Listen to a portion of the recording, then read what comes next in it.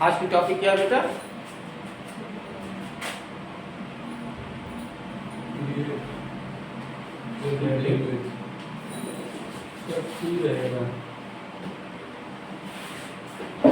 Credit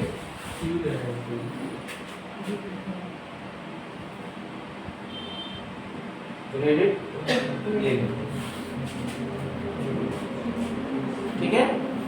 credit limit के concept को पहले हम समझते हैं कि क्रेडिट लिमिट की रिक्वायरमेंट क्यों हुई, ठीक है। क्रेडिट लिमिट की रिक्वायरमेंट क्यों हुई कि हमें टैली में क्रेडिट लिमिट, ठीक है। क्रेडिट मतलब होता है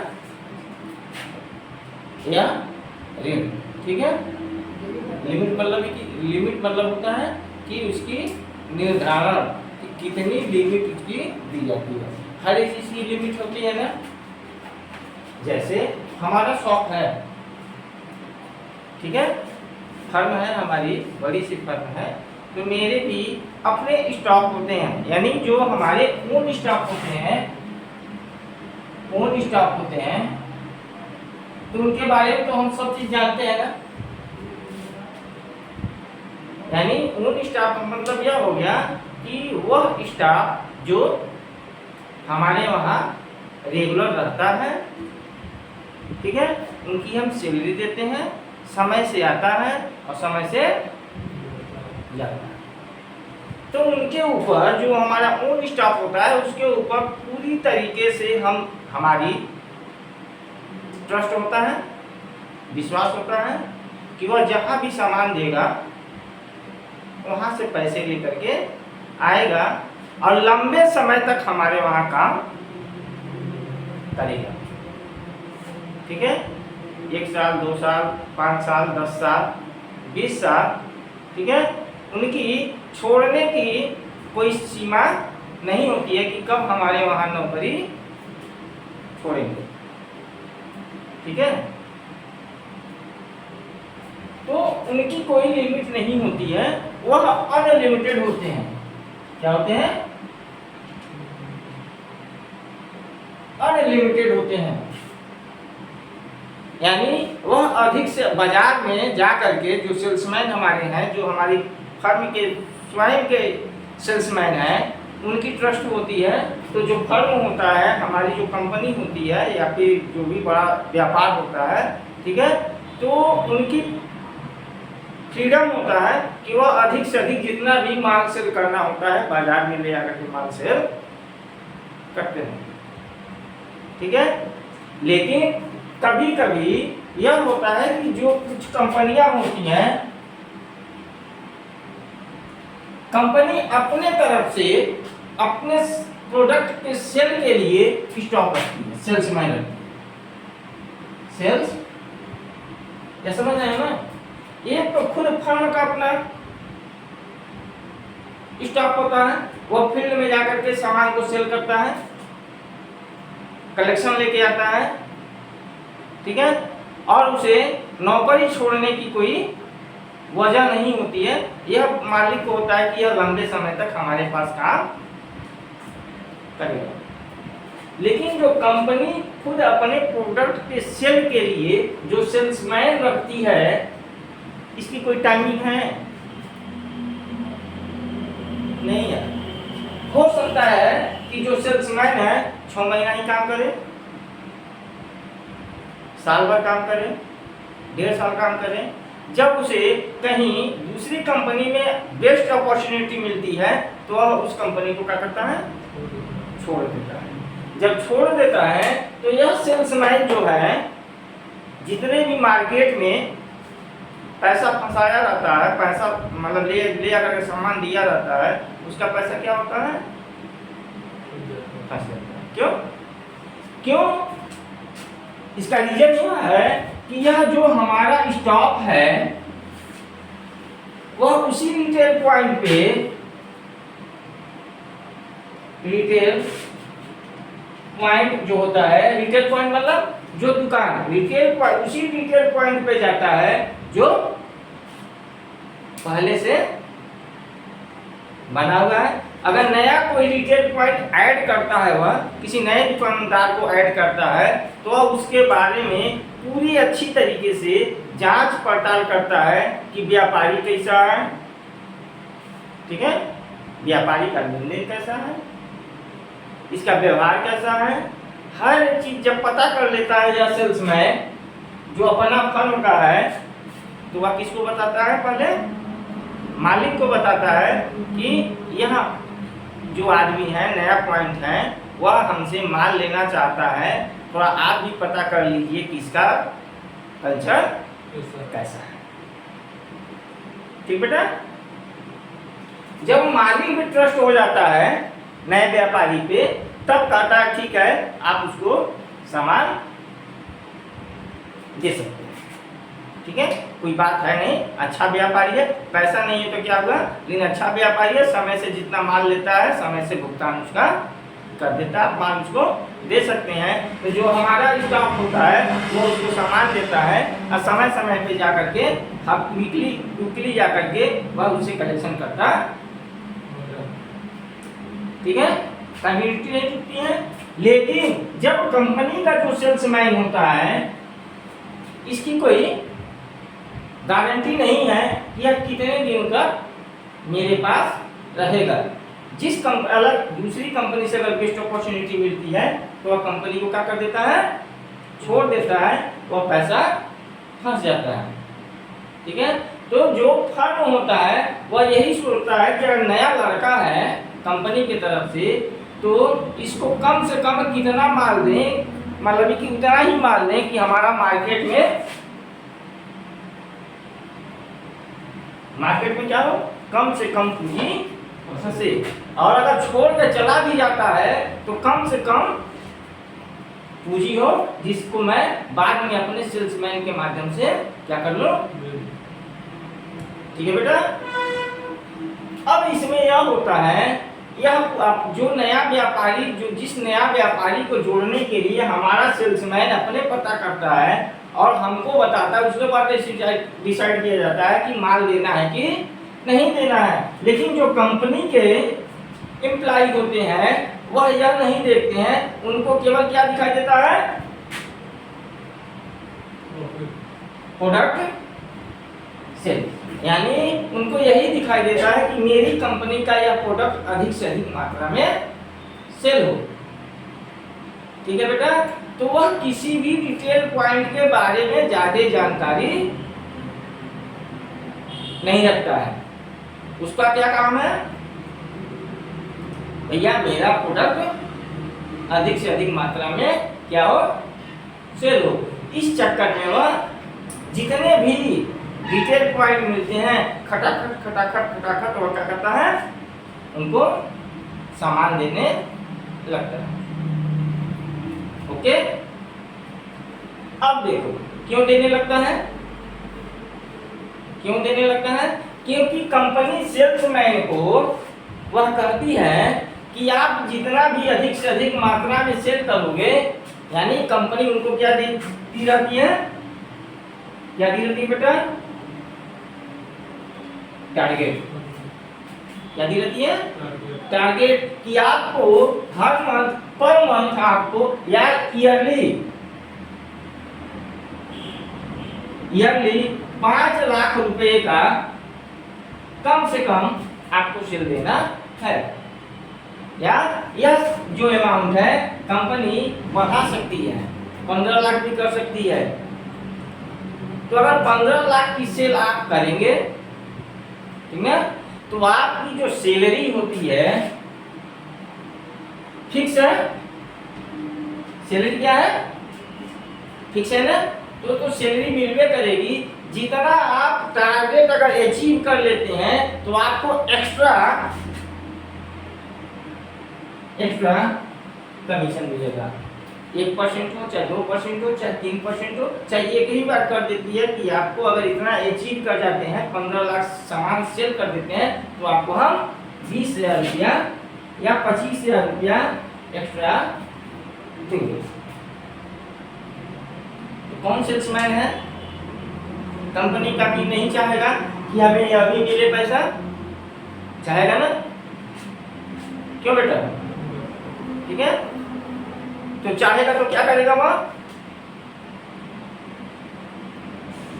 अधिक से मार्केट में अधिक से अधिक रिटेल पॉइंट को वह कैप्चर करने की कोशिश करेगा कि हमारा जो टारगेट है वह आसानी से पूरा हो जाए। ठीक है, इस चक्कर में अगर मान के चलो कि मार्केट में वह 2 लाख रुपए की सामान डाल दिया एक महीने में, अब कलेक्शन उसमें से 25-30 हज़ार रुपया लेके आया। ठीक है, अगर 2 लाख का डाल दिया, अगर 85,000 रुपया कलेक्शन लेके आया है एक महीने में, तो कितना उसका व्यापारी का पैसा फंसा है? 1.5 लाख के आसपास। अगले महीने दूसरी कंपनी में बेस्ट सैलरी तो उसे लग जाती है, तो पैसा तो नहीं जाएगा, नहीं जाएगा ना। क्या करेगा वह? छोड़ करके दूसरी कंपनी को ज्वाइन कर लेगा और वह पैसा आपका मार्केट में फंस जाएगा। ठीक है, क्लियर हो रहा बेटा? तो इसीलिए टैली में अपने लिमिट में, जैसे कुछ जो अच्छे व्यापारी होते हैं उनके पास अगर टैली नहीं है तभी वो अपने दिमाग की टैली में लिमिट कर लेते हैं कि इनके 50,000 से अधिक का माल नहीं मिलता है इसको, और टारगेट बना लेते हैं कि सेल्समैन को 50,000 रुपये से अधिक का सामान नहीं देंगे। ठीक है, जैसे 50,000 हुआ तो लोग देते हैं, कहते हैं भैया जो पहले का बेच के लेके आए हो आप उसको दीजिए तब हम आपको माल देंगे। या दूसरी कंडीशन यह बनती है कि आइटम वाइज होता है, आज सामान लेके गए, मान के चलो 5,000 रुपये का, ठीक है, तो आज शाम तक जो भी सामान आप लेके गए हैं उसको आप जो भी सेल हो रहा है उसका कलेक्शन पहले दीजिए, जो माल बचा है माल वापस करिए, तब आपको नेक्स्ट डे सामान मिलेगा। अगर 5,000 रुपये का टोटल आप सेल कर दिए हैं तो शाम को व्यापारी को 5,000 रुपया कैश चाहिए। ठीक है, क्लियर? अगर यह कंडीशन नहीं होता है कि तो वह लिमिट लगा देते हैं कि आपको हम एक महीने में 50,000 रुपये से अधिक का सामान नहीं देंगे। ठीक है, अगर 50,000 रुपये में से 40,000 रुपया दे दिए कलेक्शन करके एक महीने में, तो 10,000 रुपये बचाना, तो अगले महीने में वह खाली 40,000 का सामान देगा। कितने का देगा? 40,000 का ही सामान देगा और वह 50,000 हो गया। ठीक है, तब वह इसे कलेक्शन इस तरह से यह लिमिट लगाई जाती है अपनी सुरक्षा के लिए। किसके लिए? व्यापारी अपनी सुरक्षा के लिए वह लिमिट लगाता है। तो टैली में इसी को हम कहते हैं क्रेडिट। क्लियर?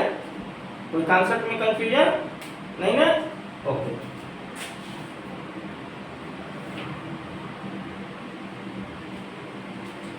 इसको हम साफ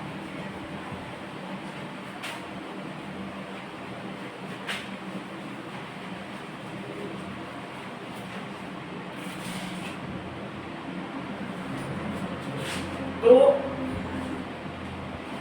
इसमें सबसे ऊपर सबसे पहले यही लिखा गया है कि credit limit is used for limited of credit sale. ठीक है, लिमिटेड ऑफ क्रेडिट सेल यानी सेल करने की यह एक लिमिट है, या आपको इतना ही सेल करना है। उसके लिए हम कहाँ जाएंगे? करने के लिए कहाँ जाएंगे? Gateway of sale. Gateway of sale. ठीक है, जैसे हम अलाउ करते हैं क्रेडिट लिमिट के लिए, चाहे डेबिट नोट या क्रेडिट नोट के लिए, जैसे हमने अलाउ किया है प्रेस करके या पेलेबल प्रेस करके, उस तरह से लिमिट लगाने के लिए भी हम क्या करेंगे? Press F11। ठीक है, उसके बाद कर देंगे अलाउ बजट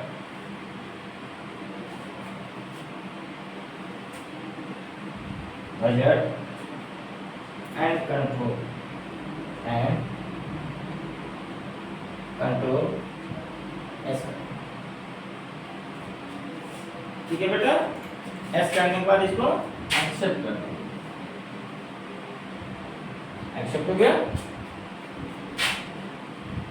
यानी अपने टैली में क्रेडिट लिमिट लगाने के लिए हम इसको पहले क्या करेंगे, अलाउ को एस करेंगे। उसके बाद से क्या करेंगे, हम लेजर बनाना है सब में। ठीक है, तो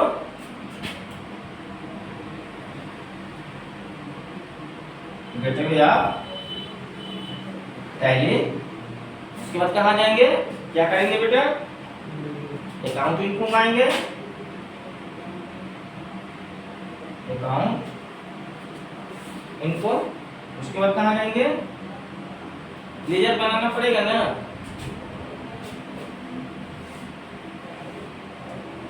लेजर। ठीक है, लेजर के बाद क्या करेंगे, लेजर के बाद क्या ऑप्शन आएगा, क्रिएट का। ठीक, क्रिएट के बाद क्या आएगा आपका, किसमें बनाना है, सिंगल में या मल्टीपल। ठीक है, तो सिंगल या मल्टीपल में लेजर हम क्रिएट करेंगे। सिंगल में आएगा तो एक एक करके आएगा, मल्टीपल में आएगा तो एक ही साथ हम कई लेजर क्रिएट कर सकते हैं। तो लेजर कैसे क्रिएट करेंगे बेटा,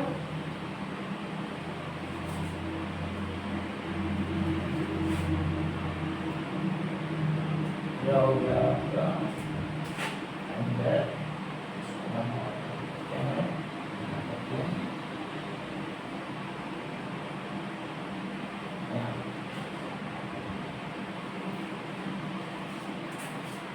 ठीक है, अब क्या करना होगा, हमें लेजर क्रिएट करना है। तो यहाँ सबसे ऊपर रहेगा लेजर नेम। उसके बाद से क्या होगा, अंडर एंड ओपनिंग बैलेंस। ठीक है बेटा, क्या क्या लेजर बनाएंगे हर ट्रांजैक्शन में, यह केवल एजुकेशन है। ठीक है, और जब कमर्शियल में हम आ जाते हैं तो बार बार लेजर क्रिएट करने की जरूरत नहीं होती है। ठीक है, हम जितने बार इसमें पढ़ने के समय में जितने बार लेजर क्रिएट करेंगे, हमारे लिए जानकारी उतनी हमारी क्या होती है, पुख्ता होती जाती है। ठीक है, कि लेजर बनाने में कोई कंफ्यूजन ना हो। ठीक है, तो हम सबसे पहले क्या करेंगे, पहला लेजर बना देंगे किसका, सेल का। किस अकाउंट के तहत होगा, सेल अकाउंट के तहत होगा।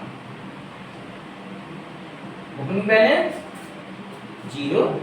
ठीक है, दूसरा क्या हो गया आपका, परचेज। परचेज का लेजर हो गया। उसके बाद से किसके अंतर्गत आएगा, ठीक, परचेज अकाउंट। ओपनिंग बैलेंस क्या होगा बेटा, 0। ठीक है, अब हम किसका, जिससे हम सामान को परचेज लेकर के आते हैं उनका हम लेजर क्रिएट करेंगे। जिससे हम सामान परचेज लेकर के आते हैं उसको क्या करते हैं बेटा, सेंड्री क्रेडिटर्स कहते हैं। जिससे हम सामान को परचेज यानी खरीद करके लेके आते हैं, हम भी तो खरीद के लेके आते हैं ना, उनको सेंड्री क्रेडिटर्स के द्वारा लेके रखते हैं, जो मानधनी होता है। ठीक है, मान के चलो श्याम ट्रेडिंग कंपनी। ठीक है, लेजर नेम हो गया। अंडर में क्या होगा बेटा, सेंड्री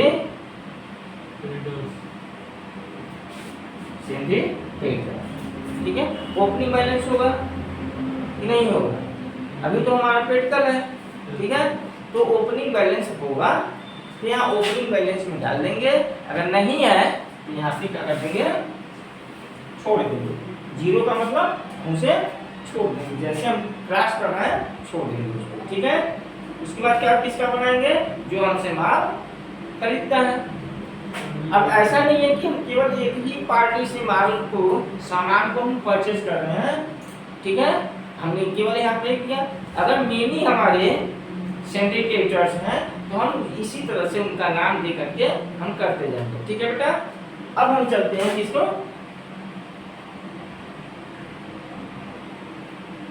राम,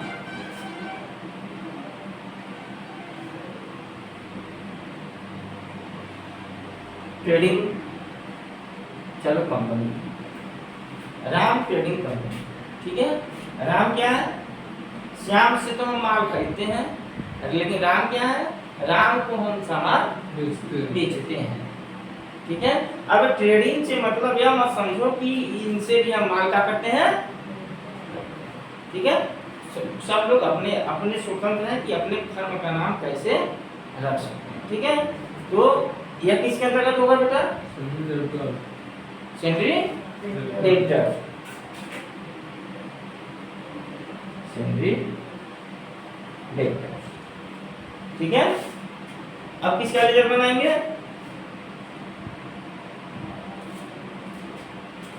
किसका बनाएंगे, अब इस प्रैक्टिकल के लिए इतनी हमारी लेजर क्या हो गई, कंप्लीट हो गई। ठीक है, क्रेडिट लिमिट समझने की। ठीक है, ओके, आप लोग इसको लिख लिए। ठीक है,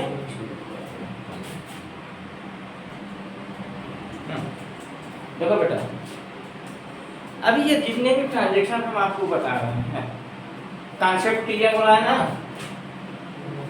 ठीक है, कॉन्सेप्ट क्लियर हो रहा है। ठीक है, लेकिन जो हमारी सिस्टम में अगर टैली है, यह जितने भी कॉन्सेप्ट आपके हम दे रहे हैं वह टैली ERP 9 का दे रहे हैं। जिस तरह से हम प्रोसेस बता रहे हैं, ये सारे प्रोसेस किस में आते हैं, टैली 9 ERP या में आता है। ठीक है, अब जो प्राइम है, अपडेटेड वर्जन जो है प्राइम है, टैली प्राइम है, वही सारे फीचर्स उसमें भी हैं, बट वह थोड़ा सा मॉडिफाइड तरीके से है कि वह हमें आसानी से मिल नहीं। ठीक है, तो पहले कॉन्सेप्ट आपकी जैसे अगर हम विंडोज 7 है, विंडोज 7 क्या है, ऑपरेटिंग सिस्टम है। अगर हम हमेशा अगर विंडोज 7 पे काम किए हैं तो सारी चीजें इजी वे में दिखाई देता है। ठीक है, और इजी वे में हमारे सामने आता है। ठीक है, विंडोज 7 पे अगर आपके सिस्टम में तुरंत आप अपग्रेड करा करके विंडो 10 कर लें, विंडो 8 कर लें या 10 कर लें या विंडो 11 कर लें, तो क्या वो सारी फीचर आपको समझ में आता है, समझ में आता है, नहीं आता है ना। लेकिन आप शुरू से किस विंडो पे काम किए हैं, 7 पे, तो उससे विंडो 8 पे या विंडो 10 पे काम करने में क्या होती है, शुरू में थोड़ी सी कठिनाई होती है, लेकिन आप तो 100% उसमें काम किए हैं। लेकिन आप 10 मिनट में, 15 मिनट में, 20 मिनट में या एक दिन में आप पूरे विंडो जो यह 10 या 8 है उसके सारे फीचर को आप क्या करते हैं, समझ लीजिए। ठीक है, तो हम इसीलिए आपको इसको पुराने वर्जन में बता रहे हैं कि आपका कॉन्सेप्ट क्या हो जाए, क्लियर हो जाए। नेक्स्ट डे कोशिश हमारी है कि नेक्स्ट जो हमारी डे होगी वह जो हमारी नई फीचर नई टैली प्राइम है उसके हिसाब से हम आपको एक्सप्लेन करेंगे। ठीक है, तो लेटेस्ट वर्जन को जानने से पहले हमें पुराने वर्जन के बारे में भी जानना। ठीक है, अब क्रेडिट लिमिट हमने कर दिया, लेजर हमने क्रिएट कर दिया। अब आता है हम क्रेडिट लिमिट को जैसे लेजर में क्रिएट करते हैं उसी तरह से क्रेडिट लिमिट को भी क्रिएट करते हैं। तो कहाँ जाते हैं, गेटवे ऑफ टैली। ठीक है, उसमें आपको फीचर खुल जाएगा अकाउंट इन्फो, अकाउंट अकाउंट इनको, उसके बाद से आ जाएगा अकाउंट इनको। आप क्लिक करोगे बेटा, अकाउंट इनको क्लिक करोगे, ठीक है, तो आ जाएगा आपके सामने क्रेडिट लिमिट। क्रेडिट लिमिट का ऑप्शन आएगा। जब क्रेडिट लिमिट के ऑप्शन को आप ओपन करोगे, ठीक है, इंटर करोगे, तब आपके सामने आ जाएगा किसका,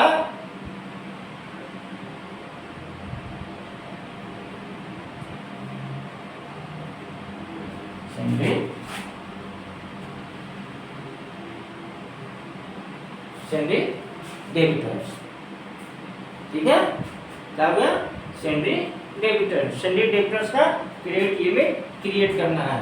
आप सेल्स यहाँ पे सैलरी डेबिटर्स आप सेल्समैन को भी बना सकते हो, और हम अपने जो रिटेल यानी दुकानदार हैं उनको भी सैलरी इसके क्रेडिट लिमिट के तहत हम रख सकते हैं, ठीक है, कि हम इस दुकानदार को कितने रुपए का सामान हम उधार दे सकते हैं। इसका मतलब यही है क्रेडिट लिमिट का, कि हम अगले को कितने रुपए का सामान उधार दे सकते हैं। जैसे उसका वह लिमिट खत्म होता है, तुरंत हम उसका माल क्या कर देंगे, रोक देंगे, या उसके लिस्ट में से वह सामान निकाल देंगे। केवल हम उसकी लिमिट बराबर ही सामान, तो उसको क्रिएट करने के लिए हो गया सैलरी डेबिटर्स। फिर उसके बाद से हम इसको लेजर क्रिएट करेंगे। जब ऐसे खुलेगा तब आपके सामने इस प्रकार से, जैसे लेजर हम क्रिएट करते हैं, ऐसे ही फीचर आपके सामने, ठीक है।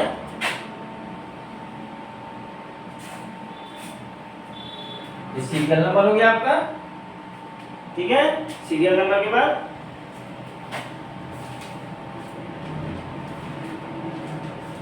नेम ऑफ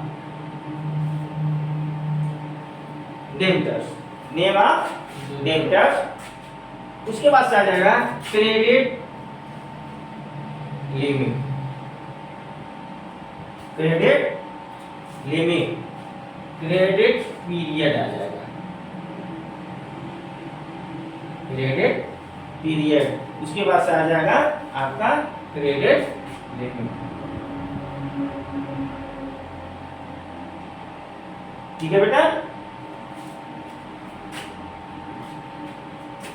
अब हमने क्या दिया, श्याम ट्रेडिंग कंपनी नहीं, राम ट्रेडिंग कंपनी दिया, जो हमसे माल खरीदता है, तो सीरियल नंबर में ये हो जाएगा। यहाँ नाम क्या डाल देंगे, राम ट्रेडिंग कंपनी, ठीक। उसके बाद क्या दे रहा है भाई, क्रेडिट पीरियड। ये क्या होगा बेटा, आप लोग बताओ। क्रेडिट पीरियड यहाँ पे दिया हुआ है, तो क्रेडिट पीरियड में रखा है। क्रेडिट लिमिट समझ में आ गया ना। क्रेडिट लिमिट क्या है, कि हम उसे कितने रुपए का सामान दे सकते हैं। सपोज करो कि हम 50,000 रुपए का क्या कर सकते हैं, क्रेडिट लिमिट दे सकते हैं, ठीक है। हमने क्रेडिट, लेकिन यहाँ पे क्या है बेटा,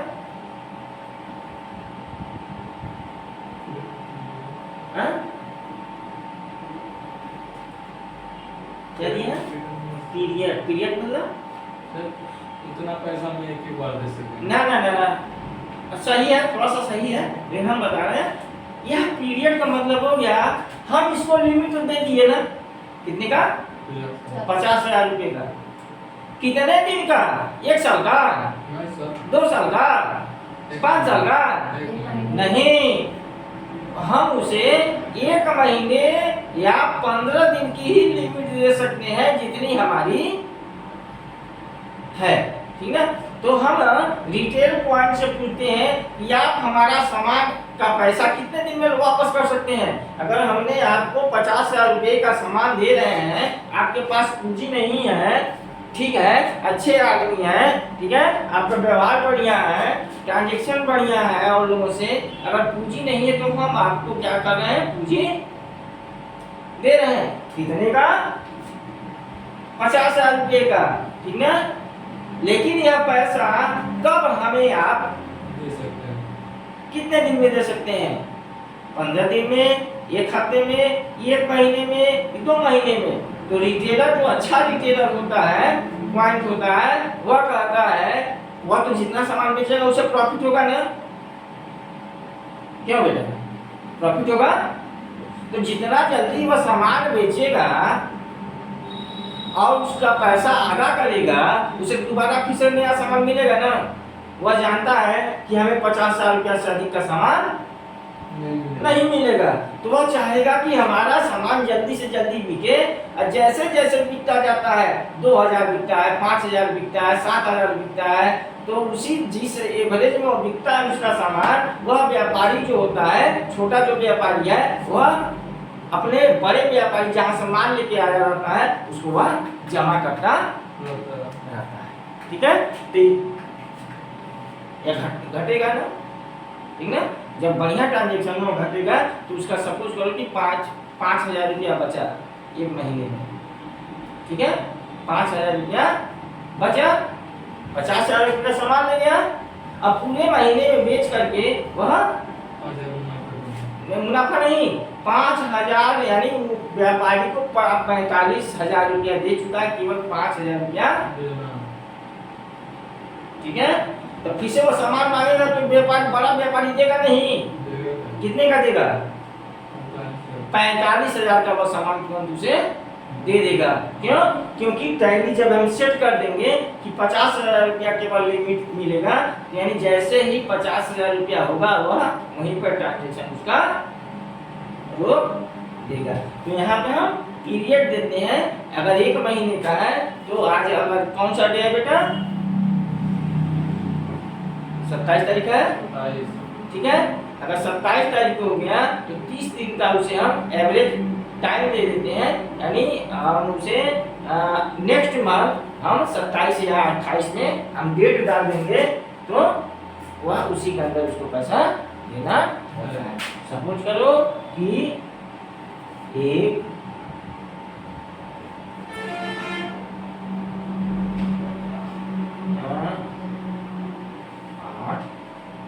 2023 हमने लिमिट लगा दिया 1/8/2023 तक तो पैसा का करना है, दे देना है।